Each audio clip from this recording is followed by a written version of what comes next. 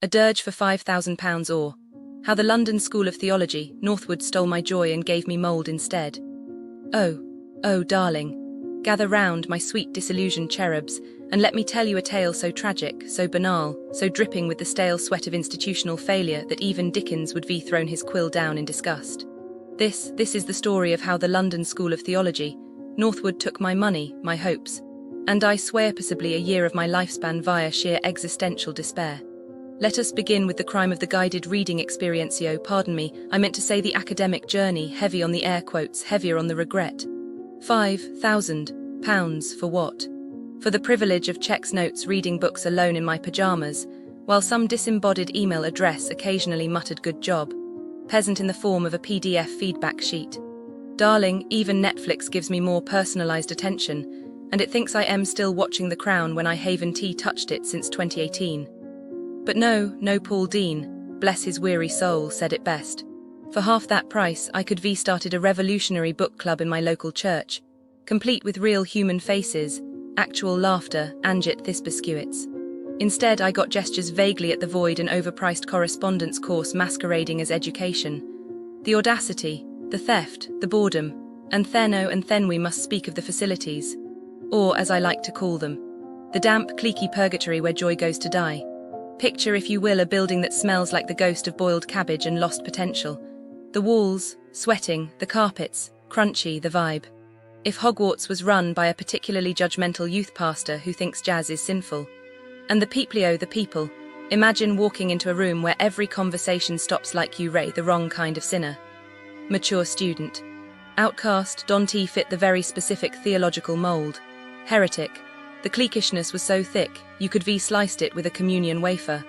I half expected someone to hand me a kick-me note written in Latin. But the piece de resistance, the accommodation, sweet suffering saints, the accommodation. My room wasn't a room, it was a biolab experiment on how quickly a human can develop a cough. Damp, dank, depressing. The mould had more personality than some of the professors. And the cleaning, non-existent. I am pretty sure the communal fridge was sentient by week 3. And the teaching, dry as the Sahara, twice as lifeless. If disconnected from reality was a PhD program, the faculty would be graduated summer come Lord. We didn't engage with contemporary issues, we embalmed them in 19th century theology and called it rigor. Boring. Pointless, a waste of my precious, shimmering intellect, but the worst part, the safeguarding, or rather the lack thereof, reports went nowhere, concerns were dismissed. The bureaucracy moved slower than a sloth on tranquilizers. It wasn't just negligent, it was sinful.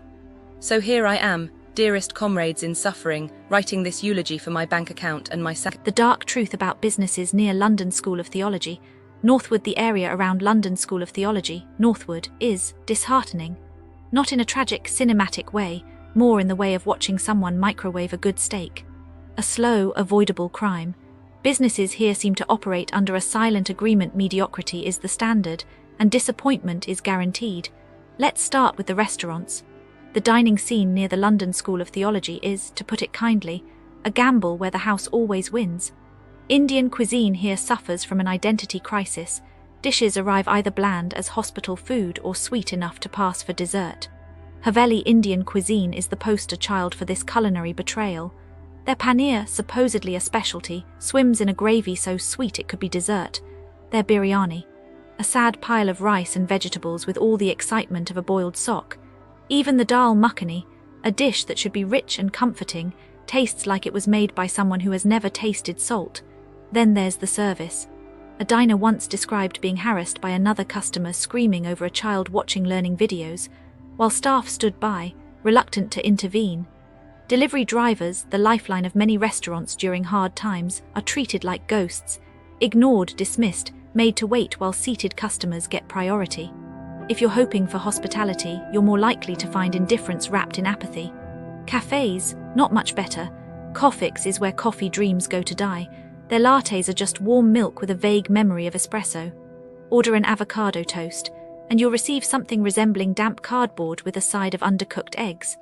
The staff, meanwhile, seem to have perfected the art of ignoring customers while chatting in languages you don't understand, making you feel like an unwanted guest in your own coffee order.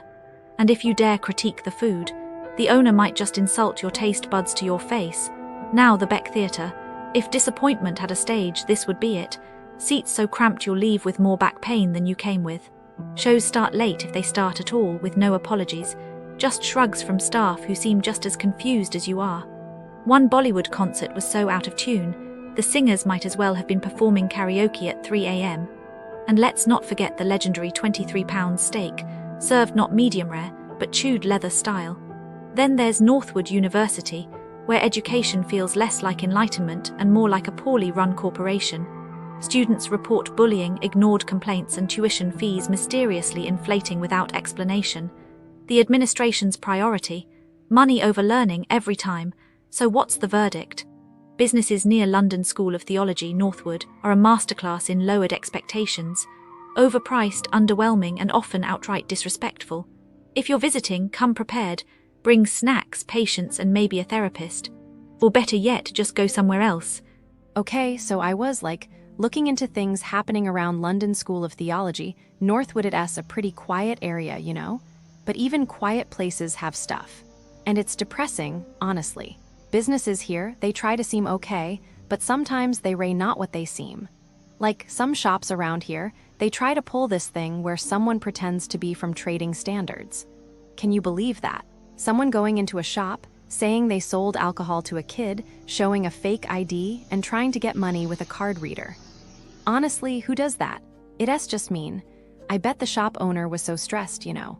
Probably spent the whole day worrying after that, thinking everyone was a fake. And the guy, he probably ran off and tried it somewhere else. They rarely catch them, sadly. Probably still out there, scamming someone else near London School of Theology. So rude.